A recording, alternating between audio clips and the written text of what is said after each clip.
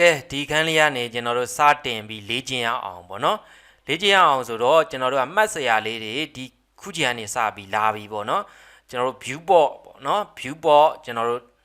စတင်ပြီးတော့လေ့လာတော့မယ်ဆိုတော့ကျွန်တော်တို့ဒီပေါ့နော်ကျွန်တော် shortcut ကလေးကိုဖွင့်လိုက်မယ် start shortcut ပါပြီးသားပေါ့နော်ကျွန်တော်တို့ဒီမှာ object လေး default ပေးထားတဲ့ camera လေးရယ် light လေးရယ် object လေးရယ်ရှိတယ်ပေါ့နော်အဲ့ကောင်လေးတွေကိုကျွန်တော်တို့ကလှည့်ကြည့်ခြင်းနဲ့ဆိုရင် middle wheel လေးပေါ့ middle mouse လေးပေါ့နော် middle mouse ဆိုတာ mouse နှစ်ခု mouse ဟိုဘက်ဒီဘက်ရဲ့ကြားတွေကဘိန်းလုံးလေးအဲ့ဘိန်းလုံးလေးကိုနှိပ်ပြီးတော့ကြည့်ရတယ်ပေါ့နော်နှိပ်လိုက်လို့ရှင်ကျွန်တော်တို့ဒီမှာဟိုဘက်ဒီဘက်ကြည့်လို့ရ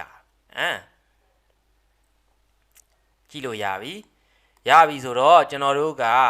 နောက်မှာကျွန်တော်တို့ဒီမှာကြည့်မယ်ဒီကောင်လေးကိုဖိပြီးတော့ဆွဲကြည့်လဲရတယ်ပေါ့နော်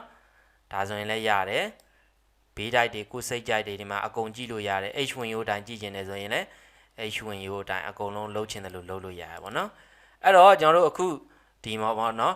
ရှေ့တက်တဲ့ဟိုဟာ H ဝင်ရိုးတိုင်းတက်ကြည့်ခြင်းဒီမှာဒါလေးတွေကိုနှစ်ချက်တောက်လိုက်ရုံပဲပေါ့နော်ဒီကောင်နေနဲ့သွားနေတာရှုပ်တယ်ပေါ့နော်တခါတည်းအခုကျွန်တော်တို့ keyboard shortcut ကိုမှတ်လိုက်မယ်ဒီကောင်ကလုံးဝကျွန်တော်တို့မသုံးမှဖြစ်တဲ့အတွက်ကျွန်တော်ရှည်ဝေးမရှင်းတော့ဘူးပေါ့နော်သင်ခန်းစာထဲမှာတော့ရှင်းပြသင်တယ်ပေါ့နော်ပါတယ်ပေါ့ဒီကောင်မသုံးတော့ဘူးကျွန်တော်တို့တခါတည်းတကယ်အလုပ်လုပ်ရင် keyboard shortcut နဲ့အလုပ်လုပ်မှာအဲ့တော့ view board လေးအတွက် keyboard shortcut လေးတွေလိုက်မှတ်ထားမယ်ပေါ့နော်မှတ်ထားမယ်တခါတည်းလုပ်ကြည့်မယ်ပေါ့နော်အဲ့တော့ကျွန်တော်တို့ဒီမှာဒီ object လေးကိုခဏဖြတ်လိုက်မယ်ပေါ့နော်ဒီ object လေးက4000ဖြစ်တဲ့အတွက်ကျွန်တော်တို့ကပြလို့မကောင်းဘူးပေါ့နော် delete ဖြတ်လိုက်မယ်ပြီးရင် add ဆိုတဲ့အဲမှာကျွန်တော်တို့ match ဆိုတာဒါလေးကတကယ်အလုံးလုံးမဲ့ကောင်လေးဆိုတော့အခုချိန်ကနေစပြီးတော့ကျွန်တော်တို့မှတ်လို့ရပြီပေါ့နော်မြောက်ကောင်းလေးထည့်လိုက်မယ်ပေါ့ဒါဆိုရင်ကျွန်တော်တို့လိုချင်တဲ့ view board ကိုကောင်းကောင်းမြင်လို့ရပြီဘယ်ဟာရှေ့ဘယ်ဟာနောက်ဆိုတာကိုမြင်လို့ရပြီပေါ့နော်အဲ့တော့ကျွန်တော်တို့ဒီတိုင်းလေးလှည့်ကြည့်တာကကျွန်တော်တို့ဟိုပါပေါ့နော်လဲ middle mouse လေးရှေ့တက်ကြည့်ခြင်းတယ်ပေါ့နော်ဒီကောင်ကိုရှေ့တက်ကြည့်ခြင်းတယ်ဆိုကျွန်တော်တို့ကတက်ပြီလားမတက်သေးဘူးမှဒါဆိုတက်ဒါတော့မတက်ခြင်းသေးဘူးပေါ့နော်တက်အောင်ကျွန်တော်တို့ကြည့်ခြင်းတယ်ဆိုရင်ဘာမှလုပ်စရာမလိုဘူး keyboard ကနေပြီးတော့ number ပေါ့နော် keyboard ကို number ပေါင်းမှာရှိတဲ့ number ပြောင်းမှာရှိတဲ့ number 1ကိုနှိပ်လိုက်ရင်တက်ကြသွားပြီเนาะဒီမှာ number 1ဆိုတာလေးမှတ်ထားမယ်ပြီးရင်ကျွန်တော်တို့ number 7ဆိုရင် top view ခေါင်းပေါ်ကနေကြည့်တာပေါ့နော် number 3ဆိုရင် side view ဘေးဘက်ကနေကြည့်တာပေါ့နော်ဒါဆိုရင်ကျွန်တော်တို့ကြည့်တဲ့ပုံလေးတွေသိပြီ front view က1 top view က7 side view က3ဒါလေးတွေကတကယ်အလုပ်လုပ်တဲ့နေရာမှာဇက်တိုက်သုံးသွားမှာဖြစ်တဲ့အတွက်ကျင့်နေရမလို့ဘူးလုံရင်မတက်ကျွမ်းကျင်သွားလိမ့်မယ်ပေါ့နော်မှတ်ရုံပဲလို့တဲ့ကျင့်နေရမလို့တော့လုံးမဲ့သင်ခန်းစာတွေမှာ1ကိုတောက်ဆို front view 7ကိုတောက်ဆိုရင် top view ပေါ့နော်3ကိုတောက်ရင် side view ဒါဆိုရင်ကျွန်တော်တို့ဒါ view လေးကိုနားလဲသွားကျွန်တော်တို့ top view bottom view ကြည့်ကျင်တယ် bottom view ကြည့်ကျင်တယ်ဆိုရင် control ကိုနှိပ်လိုက်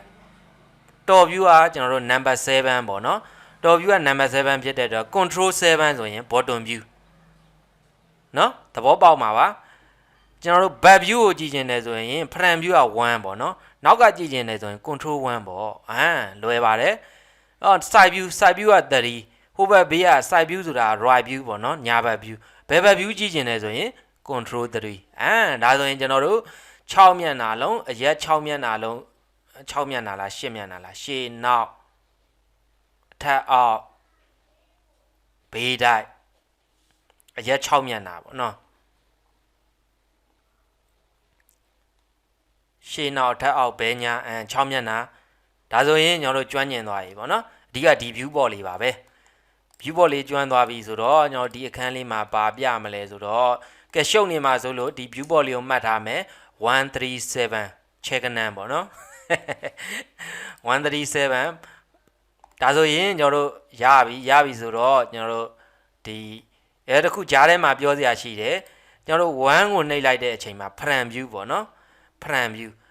ဆိုလို့ front view လို့ပြောလိုက်တာ ਨੇ ကျွန်တော်တို့ဒီဝင်ရိုးကိုနားလည်ဖို့လိုတယ်ပေါ့နော်ဒီအစိမ်းအောင်ဝင်ရိုးလေးကရှေ့နောက်ကိုစားပြုတယ်ပေါ့နော်စိမ်းအောင်ဝင်ရိုးလေးကရှေ့နောက်ကိုစားပြုတယ်အနီအောင်ဝင်ရိုးလေးကဘယ်ညာကိုစားပြုတယ်နော်အဲ့ဒါလေးကိုသဘောပေါက်မယ် အနီအောင်ဝင်ရိုးလေးကဘယ်ညာမဟုတ်လို့ချင်းကျွန်တော်တို့ကဒီကောင်လေးကိုပေါ့နော်ဒီကောင်ကိုလှည့်လိုက်မယ်ပေါ့နော်ဒါကအခုကရှေ့နောက်ဆိုတာသိတာတယ်ပေါ့နော်ဒီကောင်ကိုလှည့်လိုက်မယ်ဒီကောင်မဟုတ်ဘူး shape a match ကျွန်တော်တို့စဖီယာလေးကိုလှည့်လိုက်မယ်ပေါ့နော်စဖီယာလေးထားလိုက်ဒီလိုပြနေလို့ချင်းရှေ့နောက်ကဘယ်မှမသိရှေ့နောက်ကကျွန်တော်တို့စိမ်းရောင်သူကအဝိုင်းဖြစ်တယ်ဆိုရင်နော်ရှေ့နောက်ကအစိမ်းရောင်ဘလို့ view လှည့်နေရှေ့နောက်ကအစိမ်းရောင်ဘယ်ညာကအနီရောင်ပေါ့နော်အထက်အောက်ကအပြာရောင်ပေါ့ဒီမှာနောက်ဆုံးကြံနေတဲ့ကောင်ပေါ့နော်အထက်အောက်ဆိုတာ GZ ဒီလိုလေးပြလိုက်ရင်ဒါလေးကို like မလုပ်ပါနဲ့နော် like မလုပ်နဲ့ကျွန်တော်နည်းနည်းလေးအပြောစောသွားတယ် sorry ပါအဲ့ကောင်လေးမှတ်စရာမလိုသေးဘူးဒါဆိုရင်ကျွန်တော်တို့ဒီရပြီပေါ့နော်ဒါ viewport navigating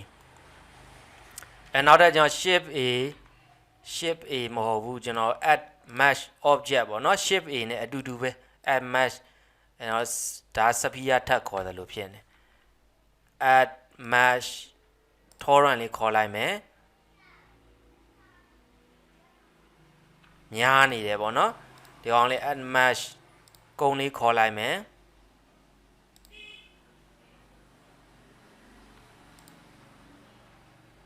အမှဒီလိုကျွန်တော်တို့ view တွေပေါ့နော်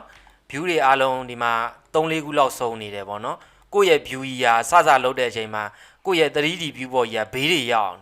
ကိုပဲရောက်နေမှမသိအဲ့ကြလို့ရှင်ကိုရောက်ချင်တဲ့နေရာလေးကိုဒီမှာကျွန်တော်တို့ဥပမာ torrent ကိုတောက်ပြီးတော့ကျွန်တော်တို့ keyboard ကနေပြီးတော့ dot ပေါ့နော် number 1 3တွေမဟုတ်တော့ dot ဆိုလို့ရှင်အဲ့မှာရှိတဲ့နေရာရောက်လာပြီဒီကောင်လေးကိုကြည့်ချင်တယ်ဆိုရင် dot ဆိုရင်ဒီဘက်ကိုထားဒေါ်လေးကိုနှိပ်ရင်သူရှိတဲ့နေရာကိုပြပြီပေါ့နော်ကုန်းလေးကိုမြင်နေတယ်ဆိုရင်လည်းဒီကုန်းလေးကိုတောက်ပြီးတော့ကျွန်တော်တို့ dot ပေါ့နော် number period တဲ့0ရဲ့ဘေးကအဆက်ပြောက်လေးပေါ့နော် number ပတ်ရဲ့0ရဲ့ဘေးကအဆက်ပြောက်လေးဒါပါပဲကဲနည်းနည်းရှုပ်သွားတယ်ထင်တယ်မရှုပ်ပါနဲ့ကျွန်တော်တို့ဒါလေးတွေကတကယ်လုံးရင်မတက်ကျွမ်းကျင်သွားမှာပါโอเคပါ